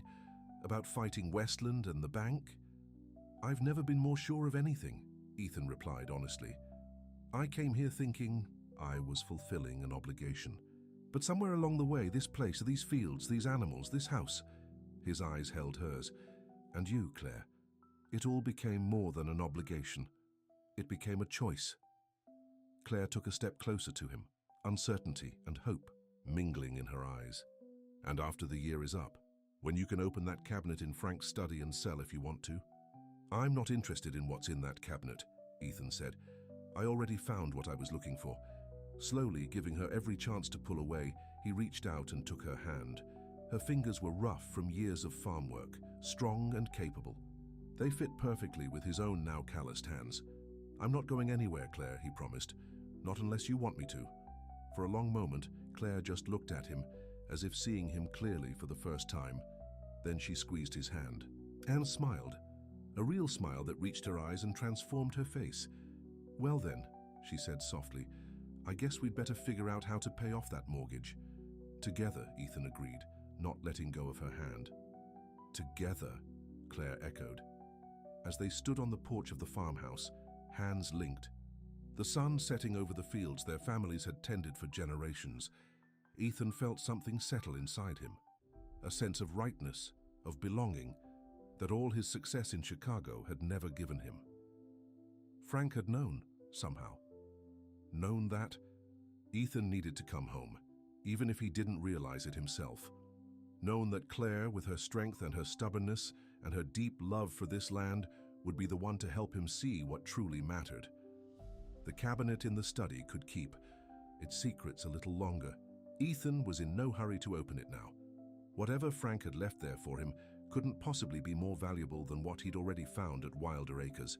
A purpose, a home, and the beginning of something with Claire that he was only now allowing himself to hope for. One thing was certain: Jefferson Westland and his resort plans didn't stand a chance against the combined determination of a Wilder and a Bellamy.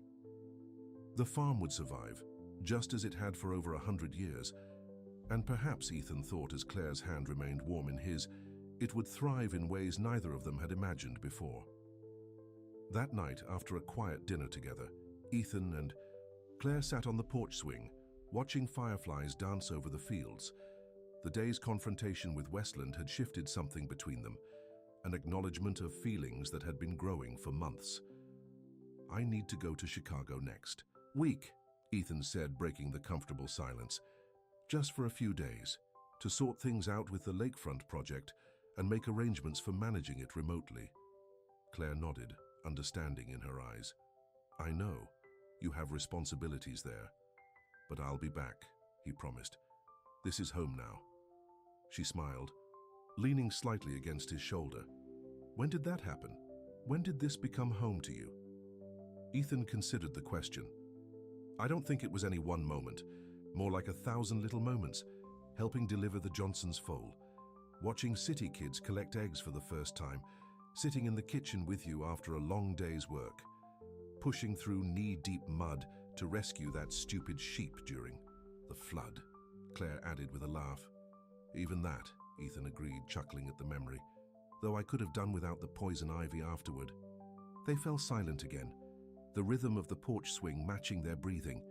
In the distance, an owl called, and somewhere in the fields, a coyote answered.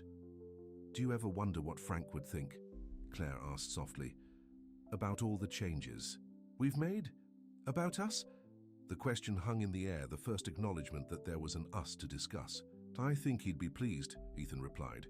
"He wanted the farm to survive, and it is. He wanted me to understand what this place meant, and I do now."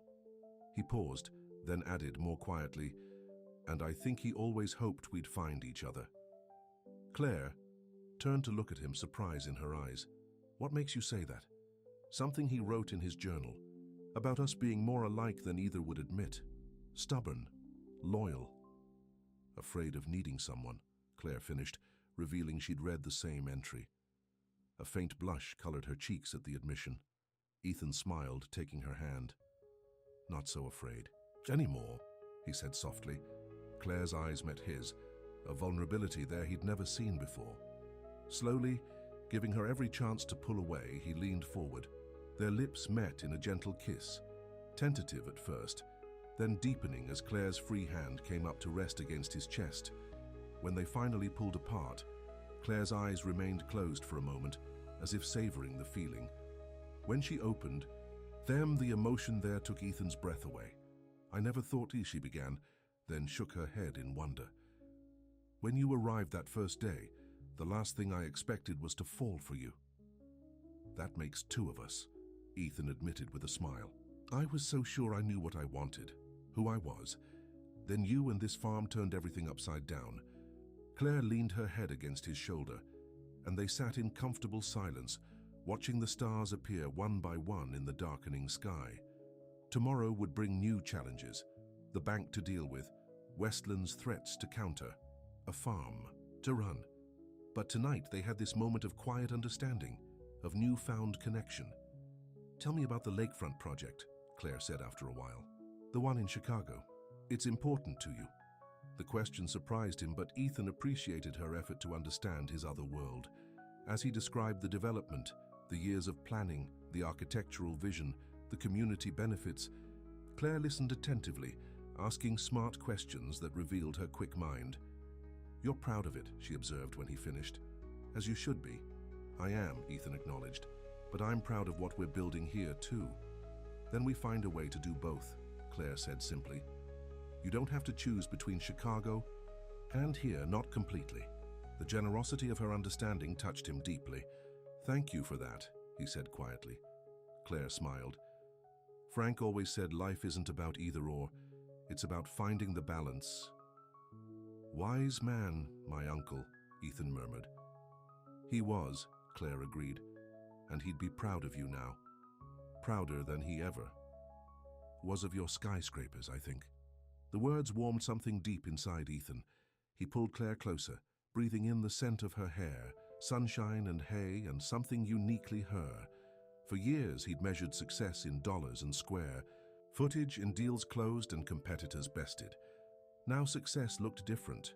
A healthy crop, a thriving farm, the trust in Claire's eyes when she looked at him. Inside the house, the phone rang. Claire sighed, reluctantly pulling away. That's probably Bill about the new irrigation system. I should get it. She disappeared into the house, leaving Ethan alone on the porch. He looked out at the darkened fields, at the silhouette of the barn against the star-filled sky, at the land that had been in his family for generations. You were right, Uncle Frank, he said softly to the night air. I did need to come home. When Claire returned, her expression was troubled. That was Charles Patterson. The bank officially filed to call in the mortgage. We have 30 days to pay in full or face foreclosure. Ethan stood, taking her hands in his. We'll handle it. I told you, I have the resources. It's not that simple, Claire argued. If you use your personal fortune to save the farm, what happens to your business in Chicago? To the lakefront project? I won't let you sacrifice everything you've built. I'm not sacrificing, Ethan insisted. I'm investing in this place, in us. Claire searched his face, concern still evident in her eyes. There has to be another way, a compromise. Ethan considered for a moment, his business mind working. Maybe there is. What if we subdivide a small portion of the property, that back section by the county road that we never use anyway? We could sell just that part, enough to pay off a significant portion of the mortgage. Claire's brow furrowed as she considered the idea. The southwest corner? It's not good farmland anyway, too rocky. Exactly, Ethan nodded. We keep the core of Wilder Acres intact, but use that less valuable section to secure our future. It could work, Claire admitted, hope returning to her expression. Frank would understand that kind of compromise, I think. protecting the heart of the farm while adapting to survive. Then that's what we'll do, Ethan said decisively. I'll call some contacts tomorrow, get the process started. Claire stepped closer, wrapping her arms around his waist in a gesture that felt both new and somehow familiar. When did you get so wise, city boy? Ethan smiled, holding her close. I had good teachers, a stubborn uncle who knew what I needed better than I did, and an even more stubborn farm girl who wouldn't let me take the easy way out. Claire laughed softly against his chest. We Bellamys are known for our stubbornness, almost as bad as you Wilders. God help our children, Ethan said without thinking, then froze as he realized what he'd implied. But Claire didn't pull away. Instead, she looked up at him with a smile that held both surprise and something that looked remarkably like joy. Our children, she repeated softly. That's thinking pretty far ahead, isn't it? I'm a planner, Ethan said, relieved by her reaction. Always have been. Well then, Mr. Planner, Claire said, rising on tiptoes to brush her lips against his. We'd better make sure we have a farm for these hypothetical stubborn children to inherit. Absolutely, Ethan agreed, kissing her. The early morning sun cast long shadows across Wilder Acres as Ethan loaded his suitcase into Claire's pickup truck. After months of wearing work clothes and boots, his business suit felt strangely confining, the tie too tight around his neck. You look uncomfortable, Claire observed, leaning against the porch railing with a mug of coffee in her hands. Like you're wearing someone else's clothes. Ethan smiled ruefully, adjusting his tie. That's exactly how it feels. I used to live in suits like this. Claire walked down the steps and straightened his tie with practiced fingers. Well, you clean up nice, city boy, even if you do look like you're headed to your own funeral. It's only for a few days, Ethan reminded her, catching her hand and bringing it to his lips. I'll be back before you know it. The past week since their confrontation with Westland had changed everything between them. What had been building for months had finally been acknowledged. The attraction, the respect, the deep connection that had grown as they worked side by side to save the farm. The Martinez brothers will help with the heavy work while you're gone, Claire said, trying to sound practical despite the worry in her eyes. And we don't have guests scheduled until next weekend. And you'll call me if Westland or the bank makes any more trouble, Ethan added firmly. Claire nodded. I promise. Now go or you'll miss your flight. Those fancy Chicago investors are waiting. Ethan pulled her close for a kiss, still marveling at how natural it felt to hold her, how perfectly they fit together despite their different worlds. I love you, he said quietly, the words still new between them. Claire's eyes softened. I love you too. Now go solve your big city problems and hurry back to the farm. As the truck disappeared down the long driveway, Claire felt a familiar fear creep into her heart. The fear of being left behind, of not being enough to keep someone like Ethan Wilder away from the glamour and power of his Chicago life. But she pushed it aside. Ethan had proven himself over the past 7 months. He had stood with her against Westland, had invested his own money in the farm, had looked her in the eyes and promised he was staying. Still, the city had a powerful pull. She knew that better than most, having watched her own father choose urban opportunities over family responsibilities, leaving a 10-year-old Claire and her mother behind without a backward glance. Pushing away the memories, Claire headed to the barn. Work would keep her mind occupied, as it always had. There were animals to feed, fences to check, and orders to prepare for their growing online business. By mid-afternoon, Claire was in the farm office, reviewing their bookings for the coming month. The phone rang, and she answered it absently, expecting one of their regular customers. Wilder Acres, this is Claire. Miss Bellamy, this is Charles Patterson. I hope I'm not interrupting anything important. Claire sat up straighter. The lawyer rarely called unless something significant was happening. Not at all, Charles. What can I do for you? I've been going through some of Frank's old papers, and I found something that might interest you and Ethan. A deed to a small parcel of land adjacent to Wilder Acres, about 40 acres along the east boundary. It appears Frank purchased it about 5 years ago but never incorporated it into the main farm. Claire frowned, trying to picture the area. That would be the old Miller property, wouldn't it? The place with the spring-fed pond? That's right. Patterson confirmed. According to Frank's notes, he bought it specifically for the water rights. The deed is clear. It's separate from Wilder Acres, with no mortgage attached. It's owned, free and clear. The implications hit Claire immediately, which means it's not subject to the bank calling in the loan. Exactly, Patterson said. It could be sold separately, potentially raising enough funds to make a significant dent in the mortgage without touching the main farm. Hope surged through Claire. Charles, that's brilliant. Does Ethan know about this? Not yet. I tried his cell phone but couldn't reach him. I assume he's already in Chicago. He is, Claire confirmed. He landed a couple of hours ago. He's probably in meetings already. Well, when you speak to him, let him know I've prepared all the paperwork. The property could be on the market as early as next week if he gives the word. After thanking Patterson and hanging up, Claire immediately tried Ethan's cell phone. It went straight to voicemail. Ethan, it's Claire. Charles Patterson found something important, a separate parcel of land Frank bought that isn't part of the farm's mortgage. Call me when you can. I love you. She spent the rest of the afternoon in a more hopeful mood, the weight of the bank's deadline feeling slightly lighter. By evening, however, Ethan still hadn't called back, and worry began to creep in again. He's probably just busy, Bill Thompson reassured her as they finished the evening chores. Those city meetings can run late, Claire nodded, trying to believe it. You're right, I'm being silly. But as she ate dinner alone in the farmhouse that night, the silence felt heavier than it had in months. She had grown accustomed to Ethan's presence, his laugh, his questions, even the way he still occasionally struggled with farm equipment. The house felt emptier without him. She was about to head upstairs to bed when headlights appeared in the driveway.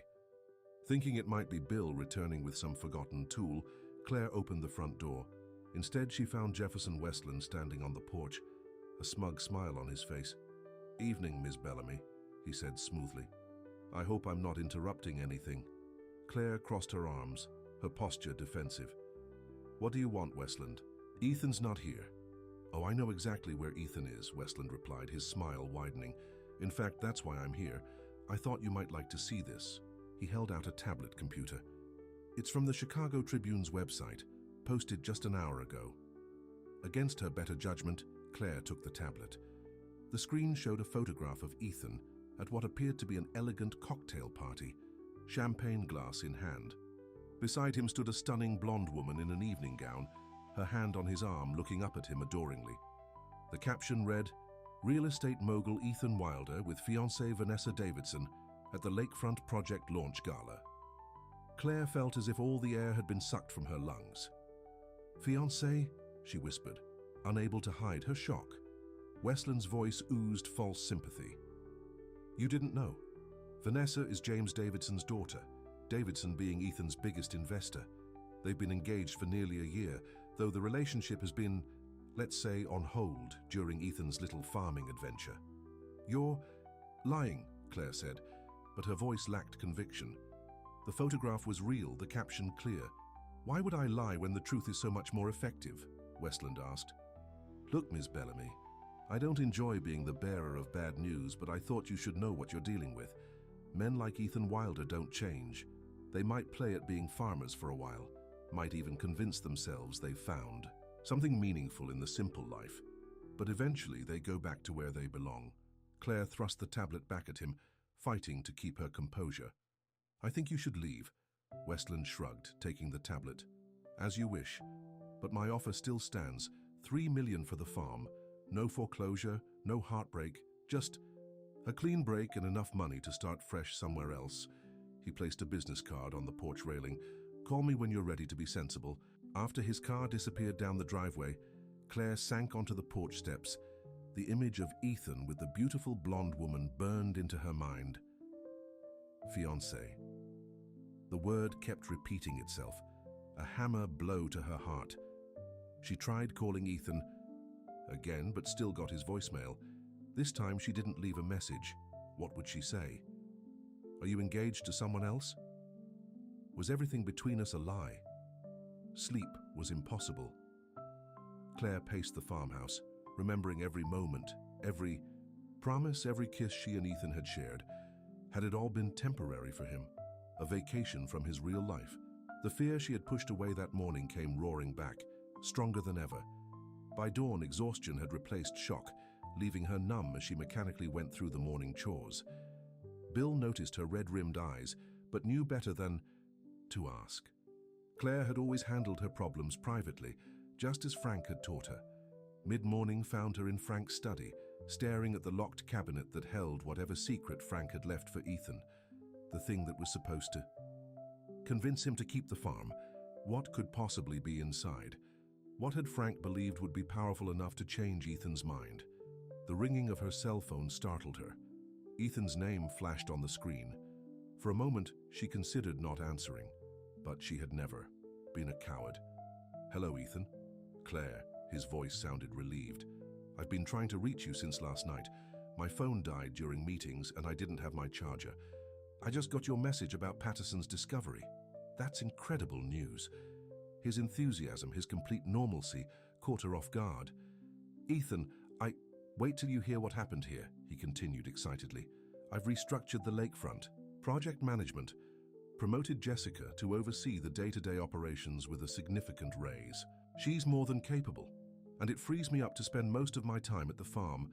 I'll only need to come to Chicago once a month for board meetings." Claire struggled to reconcile his words with the image Westland had shown her. "Ethan, there's something I need to ask you." The seriousness in her tone must have registered.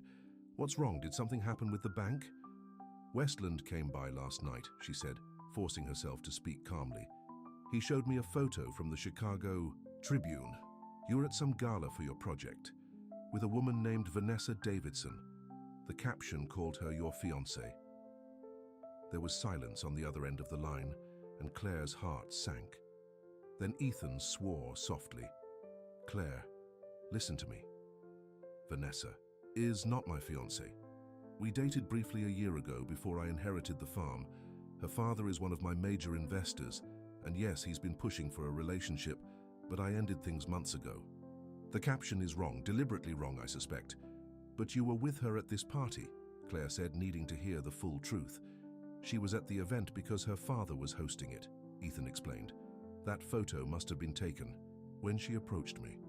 I spoke to her for perhaps 2 minutes, mainly to decline her suggestion that we get dinner later. I spent the rest of the night talking to investors and signing the papers to restructure the company." He paused, then added quietly, "Claire, you have to believe me. There's nothing between Vanessa and me. There hasn't been for a long time, even before I met you." Claire wanted to believe him. Every fiber of her being wanted to trust that what they had built over the past months was real. "I'm coming home," Ethan said firmly. "Today, right now, I've done what I needed to do here. I'm booking the next flight out." "What about your investors?" Claire asked. "Your meetings?" "They can wait," Ethan replied. We can't. I need to see you, Claire. I need to explain in person." After they hung up, Claire sat still for a long time, thinking. Part of her, the part that had been abandoned before, whispered that she was being a fool, that men like Ethan always returned to women like Vanessa, to lives of wealth and glamour. But another part, perhaps the part that Frank had nurtured, reminded her that Ethan had proven himself over and over during these months at the farm. The sound of a vehicle approaching drew her to the window. Not Westland again, she thought wearily. But it was Charles Patterson's sensible sedan that pulled up to the house. "Claire," the lawyer greeted her as she met him on the porch. "I hope I'm not intruding, but I wanted to drop off these papers about the additional property." He handed her a folder, then hesitated. "There's something else, something I should have given you and Ethan before, but Frank was very specific about the timing." From his briefcase, he withdrew a sealed envelope. "Frank left this with instructions that it was to be given to both you and Ethan together, but only if it seemed that Ethan was genuinely considering staying beyond the required year." He looked at Claire knowingly. "From what I've observed and from our conversations, I believe the time has come." Claire accepted the envelope, her name and Ethan's written on the front in Frank's familiar handwriting. "Thank you, Charles. Ethan's coming back from Chicago today. We'll open it together." After Patterson left, Claire placed the envelope on Frank's desk, next to the key to the mysterious cabinet. More of Frank's secrets, more pieces of the puzzle he had left behind. She traced her finger over the writing, missing his steady presence, his quiet wisdom. The day passed slowly as Claire caught up on farm paperwork and prepared for the weekend's guests. By late afternoon, she found herself checking the clock repeatedly, calculating when Ethan's flight would land, how long the drive from the airport would take. When headlights finally appeared in the driveway at dusk, she was on the porch before the vehicle had fully stopped. Ethan emerged from the rental car, still in his business suit, but looking rumpled from travel. His face, when he saw her, showed a mixture of relief and anxiety.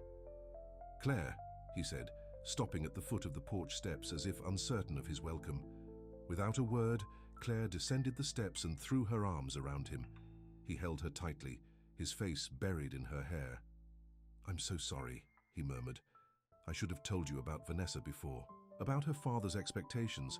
I didn't think it mattered anymore." Claire pulled back slightly to look at his face. "It matters because Westland used it to try to come between us, and it almost worked." Ethan's expression hardened. "Westland? I should have known he'd try something like this. Did he offer to buy the farm again?" Claire nodded. $3 million. He thinks you're going back to Chicago permanently, back to your old life and your supposed fiancé." She studied his face carefully. "Are you? Going back?" "Only to finalize the restructuring and pack up my penthouse," Ethan said firmly. "My life is here now, Claire. With you, with this farm. If you still want me."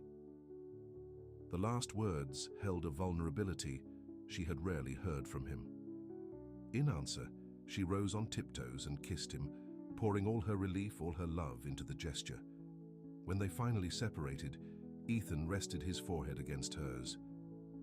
"I take it that's a yes," Claire smiled. "That's a yes. But we still have a mortgage to deal with, and Westland isn't giving up easily." "I heard Patterson's message," Ethan said, his expression brightening. "The separate property could be exactly what we need. If we sell just that parcel, we could pay off enough of the mortgage to refinance the rest on better terms." "Charles brought the papers today," Claire told him. "And something else. A letter from Frank for both of us. He left it with instructions that it should only be given to us if you were seriously considering staying beyond the year." Ethan's eyebrows rose in surprise. "Frank planned for everything, didn't he? Even the possibility that I might want to keep the farm." Inside the house, they sat together at Frank's desk, the sealed envelope between them. "You should open it," Claire said. "He was your uncle." "He was family to both of us," Ethan countered, pushing the envelope toward her. "You do it." With careful fingers, Claire broke the seal and unfolded the letter inside. Frank's bold handwriting filled the page. Taking a deep breath, she began to read aloud. "Dear Claire and Ethan, if you're reading this, then Charles has determined that Ethan is considering making Wilder Acres his permanent home. I always hoped this would happen, though I knew better than to count on it. Claire, you've been the daughter of my heart since you were a child. I've watched you grow into a woman of extraordinary strength and compassion. Your dedication to this land has been its saving grace many times over. Ethan, despite our differences, you've always been the son I never had. Your drive, your intelligence, your ability to see possibilities where others see only problems. These qualities make you special. I regret the years we lost to stubborn pride on both our parts. Now, if my plan has worked, you two have found in each other what I always hoped you would, a partner worthy of your trust, your respect, and your love. Different as you are, you complement each other in ways I recognized long before either of you could. The cabinet in my study contains documents you'll need if you choose to continue together at Wilder Acres. Inside, you'll find the deed to another property, 200 acres adjoining our western boundary.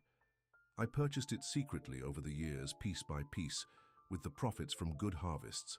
It's fully paid for, with excellent soil and water rights. This land is my gift to both of you, to expand Wilder Acres for the future you'll build together. The key will open the cabinet now before the year is up, because I believe you've both already made your choice. Claire, remember what I always told you. Roots matter, but so does the courage to reach for the sky. Ethan, remember that true wealth isn't measured in dollars. but in the legacy you leave and the lives you touch. Together you can make Wilder Acres thrive for generations to come. That's always been my dream, with love and faith in both of you." Claire's voice broke on the final words. Tears slipped down her cheeks as she carefully refolded the letter. Ethan's own eyes were suspiciously bright as he reached for her hand. "He knew," Ethan said softly. "Somehow he knew we would find each other." Claire squeezed his hand. Frank always could see further ahead than most. She nodded toward the cabinet. "Should we open it now?" Ethan retrieved the key from the desk drawer and approached the cabinet that had tantalized him for months. The lock turned smoothly, and the door swung open to reveal a stack of leather-bound folders and a small wooden box. The top folder contained the deed Frank had mentioned in his letter, 200 acres of prime farmland adjacent to Wilder Acres. The other folders held detailed plans for expanding the farm operations, agricultural studies of the soil and water resources, and financial projections for various crops and livestock. "He planned everything," Ethan marveled, leafing through the documents, "right down to which fields should be planted with what crops." Claire smiled through her tears. That was Frank, always thinking 3 steps ahead. Finally, Ethan opened the wooden box. Inside lay a silver pocket watch, well-worn but meticulously maintained. A note in Frank's handwriting accompanied it. "This belonged to your grandfather, Ethan. He always said a man needs to know the value of time, not just how to make it, but how to spend it wisely. I think you've learned that lesson now." Ethan held the watch reverently, a tangible connection to the grandfather he barely remembered and the uncle who had never stopped believing in him. "With this land," he said, looking up at Claire, "and the parcel Patterson found, we can more than handle the mortgage. We can expand our operations, create something sustainable for the future." Claire moved to stand beside him, her hand on his shoulder. "For our future," she corrected gently. The following week passed in a whirlwind of activity. Ethan and Claire met with Patterson to finalize the sale of the 40-acre parcel, using the proceeds to pay down a significant portion of the mortgage. With Frank's additional land added to their holdings, the bank was willing to refinance the remaining balance. On favorable terms, Westland made one final attempt to purchase the farm, increasing his offer to $5 million. Ethan took great pleasure in personally returning his business card, torn in half. "Not for sale," he told Westland firmly. "Not now, not ever. Find somewhere else to build your resort." As spring turned to summer, Wilder Acres flourished. The farmstay business continued to grow, with bookings solid through the fall. The online market for their artisanal cheeses and organic produce expanded, creating a stable income stream. Even the old apple orchard showed signs of revival, the ancient trees responding to careful pruning and attention. One evening, as the sun set over the fields, Ethan and Claire sat on the porch swing just as they had so many nights before. But tonight was different. Tonight marked exactly 1 year since Ethan had arrived at Wilder Acres, dusty and out of place in his expensive car and city shoes. "Hard to believe it's been a year," Claire said, leaning against his shoulder. "The fastest year of my life," Ethan agreed, "and the most important." They sat in comfortable silence for a moment, watching the fireflies begin their nightly dance over the fields. Then Ethan shifted, reaching into his pocket. "I have something for you," he said, suddenly nervous in a way Claire rarely saw him, to mark the occasion. From his pocket, he withdrew a small velvet box. Claire's breath caught as he opened it, revealing a ring, not a flashy diamond but a simple band of entwined gold and silver, with tiny emeralds, the exact shade of the summer fields. "Claire Bellamy," Ethan said, his voice steady despite the emotion in his eyes. "This past year has taught me what truly matters. You matter. This farm matters. The life we've built together matters. Will you marry me and make Wilder Acres our home, officially and forever?" Claire looked from the ring to Ethan's face, seeing in it all the love and commitment she'd once feared she would never find. "Yes," she whispered, then louder, with the certainty that defined her. "Yes, absolutely yes." As Ethan slipped the ring onto her finger, Claire felt a sense of rightness, of completion. This farm had always been her home, but now it was truly theirs, a legacy they would build together. The setting sun cast long shadows across the fields, turning the ripening crops to gold. In the barn, animals settled for the night. In the renovated bunkhouse, weekend guests shared stories of their day's adventures. And on the porch of the farmhouse, Ethan and Claire sealed their promise with a kiss, their shared future stretching before them like the endless Missouri sky. Somewhere, Claire thought, Frank was watching, satisfied that his farm and the two people he had loved most in the world had found exactly where they belonged. 3 months later, on a perfect autumn day, Ethan and Claire were married under the ancient oak tree that had witnessed generations of Wilder family history. The farm was at its most beautiful, the fields golden with harvest, the orchards heavy with fruit. The ceremony was simple but meaningful, attended by friends from both their worlds.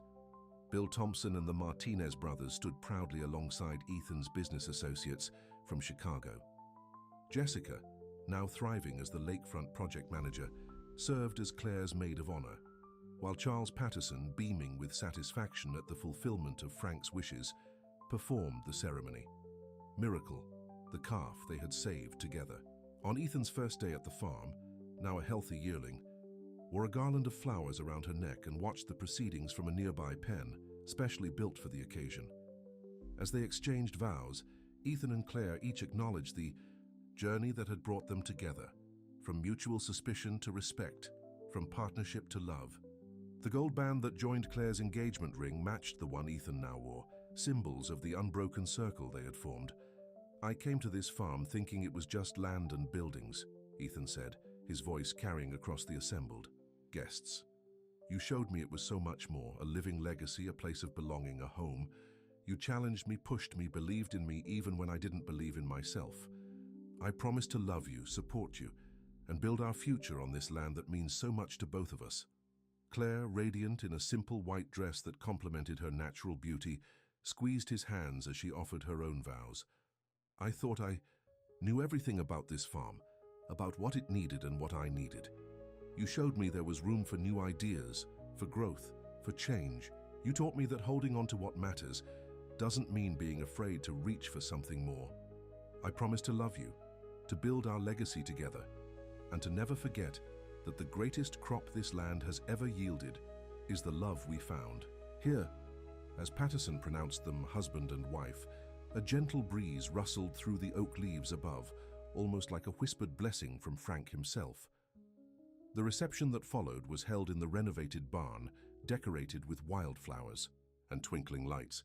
Tables groaned with food harvested from their own fields, prepared by Claire and the farm's new chef. Wine flowed from local vineyards, and music from a country band filled the air as the celebration continued into the night. As the evening drew to a close, Ethan led Claire away from the party toward a path lit with lanterns. "I have something to show you," he said mysteriously. The path led to the old apple orchard, now coming back to life under their care. In the center, illuminated by soft lights, stood a small cottage Ethan had secretly renovated over the past months. "Our own place," he explained as Claire gasped in surprise. "I thought we might want some privacy, away from the main house and the guest areas, somewhere that's just ours." Claire walked through the cottage, touching the exposed beams, the handcrafted furniture, the windows that framed views of the orchard and fields beyond. "It's perfect," she whispered. "Absolutely perfect." Later, as they stood on the small porch of their new home, the sounds of the reception continuing in the distance, Ethan wrapped his arms around his wife. "Happy?" he asked softly. Claire leaned back against him, her hand over his where it rested on her stomach. "More than I ever thought possible." She turned to face him, a smile lighting her eyes. "And I have one more surprise for you, one that Frank somehow might have foreseen as well." She took his hand and placed it more firmly against her abdomen. "In about 7 months, Wilder Acres will have a new generation to look after it." Ethan's eyes widened, joy spreading across his face as the meaning of her words sank in. "A baby?" "We're having a baby." Claire nodded, laughing at his expression. "Yes, our child will grow up here just as we hoped, learning to love this land, carrying on what Frank started, what we're building together." Ethan pulled her close, overwhelmed by the complete circle of their journey, from reluctant heir to devoted farmer and husband, from lonely corporate mogul to man with deep roots and an expanding family, from two people fighting over a farm to partners creating a legacy together. "Frank said roots matter," Ethan murmured against Claire's hair. He was right about that, as he was about so many things. In the distance, the lights of the main farmhouse glowed warmly against the night sky. Guest cottages dotted the landscape, filled with visitors experiencing the simple joys of farm life. Fields stretched to the horizon, ready for harvest, promise of the future. And in the small cottage among the apple trees, Ethan and Claire Wilder embraced their tomorrow, secure in the knowledge that they had found where they truly belonged. With each other on this land in this life they had chosen together.